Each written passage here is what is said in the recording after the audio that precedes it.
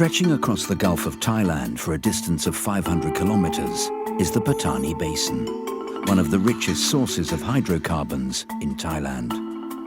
Block G1048 to the south of the basin covers almost 4,700 square kilometers and has been intermittently explored since 1975. The reservoirs in the basin were deposited some 20 million years ago as river delta sands. Hydrocarbons were created by heat and pressure and then trapped by movements of the Earth's crust. Numerous gas fields were discovered in the central parts of the basin where gas has been generated at great depth. But in 2009, oil was discovered on the neglected shallower southern margins. 3 discoveries were made, of which Wassana is so far the largest, with over 13 million barrels of recoverable oil. The discovery well found a medium-gravity crude oil that flowed easily to surface. 3 further appraisal wells confirmed accumulations of oil-bearing sands. In early 2014, Chris Energy took 100% control of the block to help realize its ambition of becoming a significant operator in the Gulf of Thailand. And Wassana is the first field to be developed.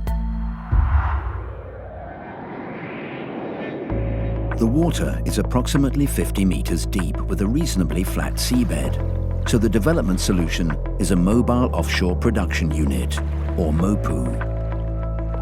The MOPU is a converted jack-up drilling rig. The drilling equipment has been replaced with an oil and gas processing system.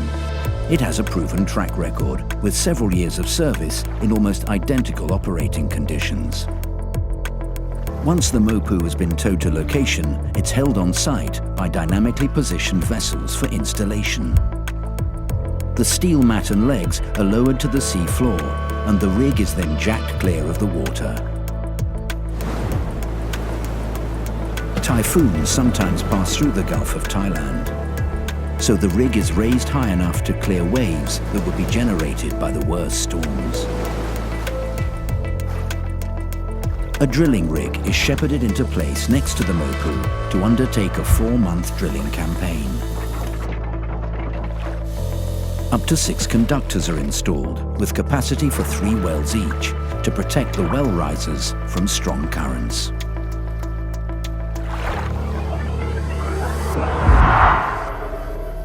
The 1,500 meters of rock above the reservoir is not complex to drill, but the oil is trapped in multiple locations within the thin stacked layers of fluvial sandstone.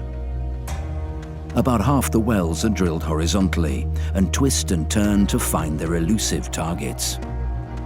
Other wells are steered through several sweet spots, like threading a necklace, to maximize oil recovery. A mixture of oil, water and gas is produced from the wells and separated on the MOPU.